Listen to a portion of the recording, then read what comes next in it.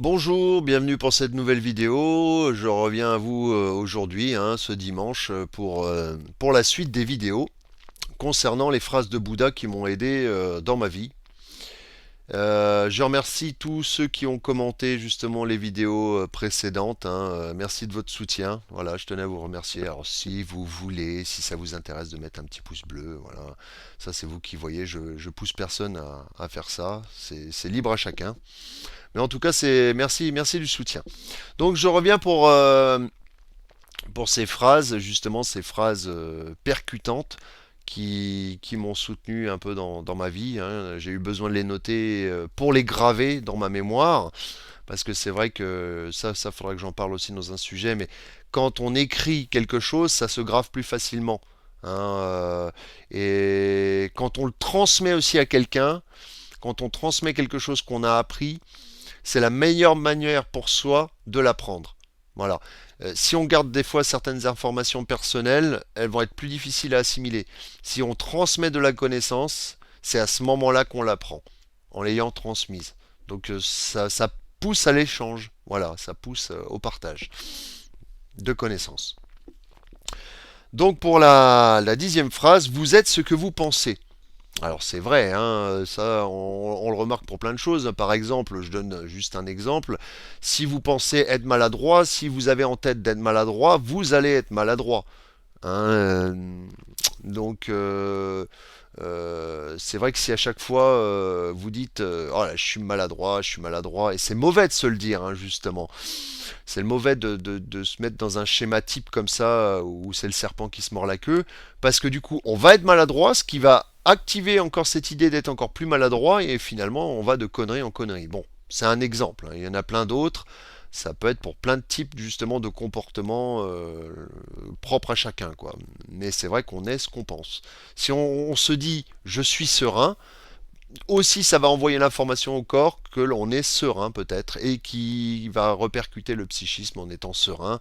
Enfin voilà, il y a un renvoi entre le physique et le psychique comme ça, des informations. Faut savoir que si il y a une brisure psychique, ça peut se traduire plus tard par une brisure physique.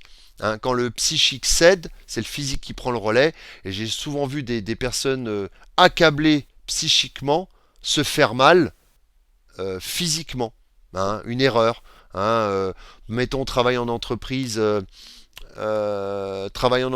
mettons vous travaillez avec un couteau, moi ça m'est arrivé, j'étais perturbé psychologiquement, psychiquement, et puis voilà, le fait d'être perturbé, ça arrivait à l'accident, je me faisais une entaille dans le pouce, ou il peut y arriver n'importe quel incident. Donc faites attention à votre mental, parce que justement quand le mental cède, le physique cède aussi. Voilà, donc c'est pour ça on est ce qu'on pense. Personne n'est plus digne de votre amour que vous. Ah bah oui, autant déjà c'est la base, il faut déjà s'aimer soi-même, ne pas forcément attendre l'amour des autres. Et il ne faut pas chercher l'amour des autres, il faut déjà s'aimer soi. Voilà, je parlerai même pas physiquement, parce que physiquement ça pose des problèmes dans notre société. On voit qu'il y a des gens justement qui ont trop attrait au matériel, au physique, au paraître.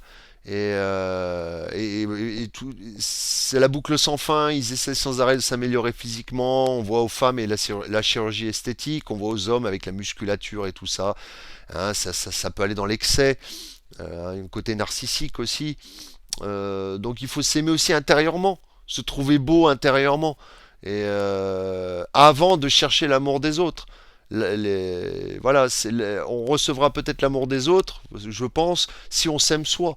Si on ne s'aime pas soi, on va dégager quelque chose peut-être de négatif, et les autres vont le ressentir et vont pas forcément vous apprécier. C'est des suppositions, mais je pense que ça va dans ce sens-là.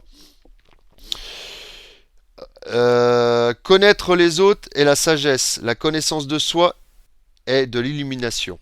Pardon, je répète, je me suis un peu planté. Connaître les autres est de la sagesse, la connaissance de soi est de l'illumination. Voilà. Comme disait je ne sais plus quel écrivain, connais-toi toi-même et tu connaîtras l'univers et les dieux. Voilà. Donc on a tout en nous. pour se connaître. Ça sert à rien. Moi, c'est vrai que j'ai tendance à faire le parallèle. Je me connais, j'essaye de connaître les autres, je me connais, j'essaye de connaître les autres. Analyse personnelle, analyse des autres, analyse personnelle, analyse des autres. Et je fais des comparatifs comme ça. C'est ma manière d'avancer. Mais c'est vrai que le principal travail à faire sur soi, c'est de se connaître soi. Hein, c'est un apprentissage de toute une vie. Voilà, c'est un apprentissage de toute une vie. Hein. Ça, il n'y a pas de, il n'y a pas d'autre moyen. Hein. Il faut se connaître. Il faut se connaître, faire un travail sur soi. Peut-être même avec l'aide d'un thérapeute, je l'avais déjà dit. Voilà, pour nous aider justement à nous connaître, nous renvoyer une espèce de miroir permettant de nous connaître nous-mêmes. Voilà. La spiritualité n'est pas un luxe, c'est une nécessité. On a besoin de la spiritualité. On en a besoin. Peut-être pas à l'excès.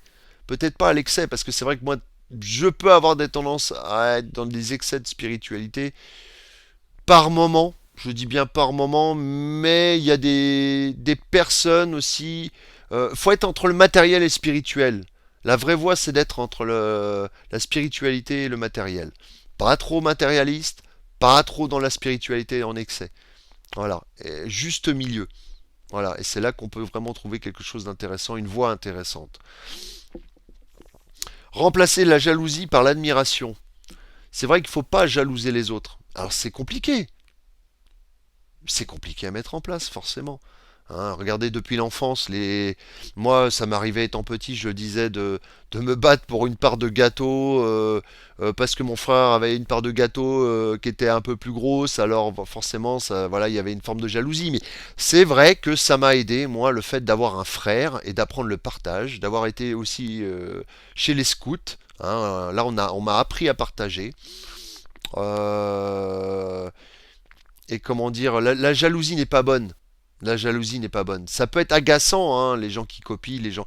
Mais en même temps, il faut se dire que c'est valorisant. Si on nous copie, c'est justement, on a des choses intéressantes à dire. Voilà. Hein, moi, je vois ça comme ça. Et admirer. Voilà. Il faut admirer la personne qui fait un bon travail. Il faut l'admirer. Alors, il faut écraser cette jalousie. C'est un travail sur soi. C'est pas simple, c'est sûr. Mais faut se remettre en question, c'est ça la clé en fait. Faut se remettre en question, perpétuellement se remettre en question. Donc voilà la clé. Il n'existe pas de chemin vers le bonheur est le chemin. Voilà, faut pas chercher le chemin vers le bonheur. Hein. Le bonheur est le chemin. Et le bonheur, le mot bonheur, sérénité, je parlerai plus de sérénité. Le bonheur recherché, je pense, pour chaque individu, c'est la sérénité. C'est ni d'être dans l'excès de joie, ni d'être dans l'excès de détresse ou de comment dire de voilà de dépression. Voilà, il faut trouver le pareil, toujours le juste milieu.